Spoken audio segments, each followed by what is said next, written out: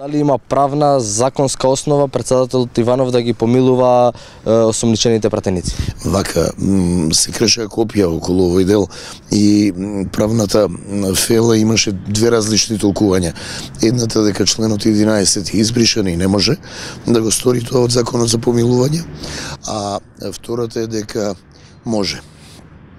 Ако го погледнете законот, тој закон е изменет со закон за измени на законот за помилување, каде што е избришан тој член 11 и оневозможено му е на председателот да помилува поединечно надвор од процедурата за помилување.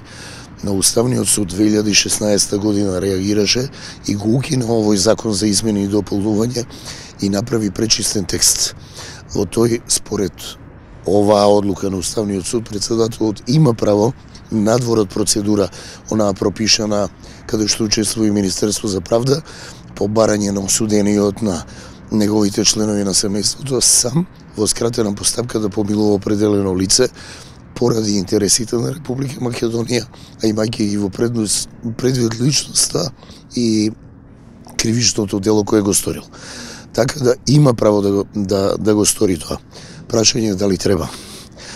Имавме една таква ситуација, ако се сеќавате, тогаш и почна шарената револуција, тогаш беше слоганот нема правда, нема мир.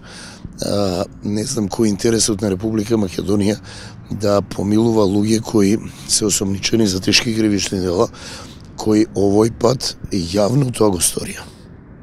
Значи имате една ситуација каде што една група на луѓе влезе во собрание и нападна пратеници. Како правник, како човек кој цел живот сум се залагал за владење на правото. Просто ми е незамисливо да интерес на Република Македонија да се сокрие вакво кривично дело, кое ќе ни создаде проблеми во иднината. Затоа што секој ќе може онда на своја рака незадоволен од изборните резултати, коалицирање меѓу партии, да ја земе власта во свој раце. Односно, правото да регулира некои работи во Република Македонија. Очекувате ли такво сценарио, председателот Иванов да ги помилува пратениците? Со председателот Иванов, за жал, се е можно. Затоа што он тоа го стори и на еден многу чуден начин пред 2 години, ако не се лажем, може би има повеќе помалку, но знаете за што зборувам, кога специјалното јавно обвинителство малте не ги немаше покренато постапките, тој ги аболицираше лицата осомничени во или лица кои што за кои имаше некакви сомневања, дури и предистражни постапки се водеа. Тоа е незамисливо. И тоа покажа неговиот капацитет за демократија и владење на право. Ние сме на една страшна пресвртница, каде што или ќе владее правото и ќе ги заборавиме оние двојни аршини, селективната правда, начинот на кој сме се однесувале до сега и органите се однесувале, каде што граѓаните нема доверба во институциите. Ако час поскоро не почнеме тоа да го менуваме, а не е почнато се уште, за жал, не се смените ни законите, ни кадровски промени нема и начинот на кој се постапува од страна на судот исто се однесува и обвинителството.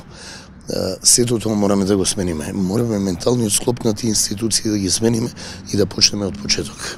Поранешниот јавен обвинител Марков Зврлевски се уште е дел од комисијата за помилување на председателот Иванов. Кој е вашиот коментар председателот да го остави Зврлевски на оваа позиција со оглед на тоа дека е тргнат од функцијата јавен обвинител поради нестручност?